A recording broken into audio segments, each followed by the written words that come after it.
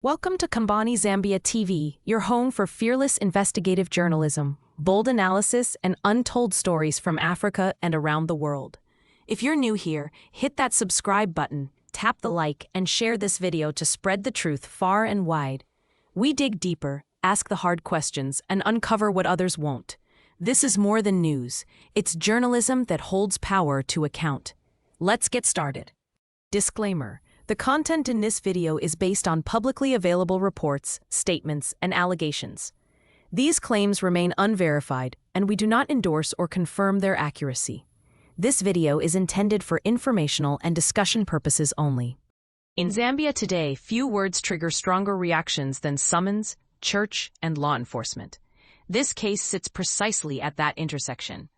The Drug Enforcement Commission has formally warned and cautioned the Archbishop of the Archdiocese of Lusaka, Dr. Alick Banda, following investigations into the possession of a motor vehicle linked to a government institution. No charges have been announced.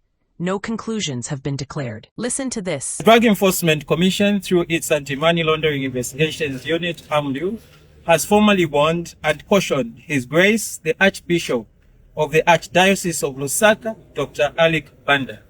This follows ongoing investigations into alleged unlawful possession of a Toyota Hilux motor vehicle registration number ALF 7734 being property of the Zambia Revenue Authority ZRA. Particulars of the matter are that Dr. Banda, on dates unknown but between 22nd April 2021 and 27th December 2023, did have in his possession a motor vehicle Toyota Hilux with registration number ALF 7734, property which is reasonably suspected to have been unlawfully obtained from ZRA, contrary to Section 319A of the Penal Code, Cap 87 of the Laws of the Republic of Zambia.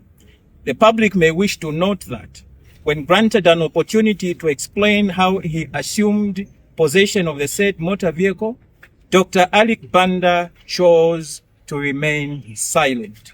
The Commission will update the nation regarding the outcome of the investigations at an appropriate time. But the questions raised by official records, asset ownership, and the rule of law have ignited a national debate, one that goes beyond faith, politics, or personalities.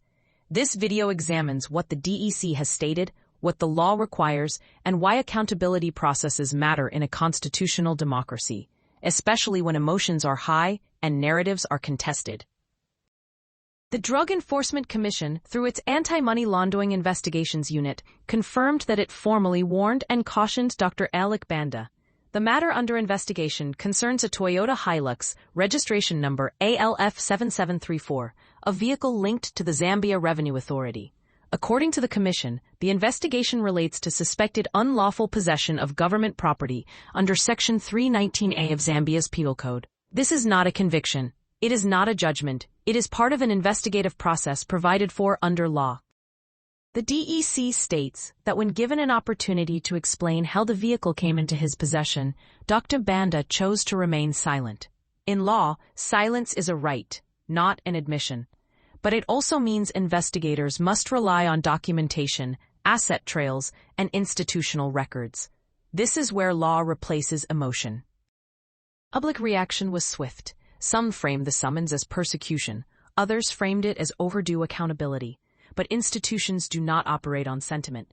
They operate on statutes, evidence, and procedure. The central issue remains unchanged. Was government property lawfully acquired, transferred, or donated? And if so, how? This case is not about faith. It is not about attacking institutions of belief. It is about whether public assets are protected, processes are followed, and the law applies evenly. In democracies, accountability must be routine, not selective. The DEC has stated it will update the nation at an appropriate time. Until then, no verdict exists, no guilt has been declared, no conclusions should be assumed. What remains is due process. This is how institutions are tested, not when cases are easy, but when they are sensitive. And this is where public understanding matters most. If you value fact-based analysis over speculation, support this work by liking and sharing this video. Leave a comment with your informed perspective. Should accountability processes be questioned or strengthened when cases involve influential figures? And subscribe to this channel for calm, evidence-driven reporting that puts law, public interest, and institutional integrity first.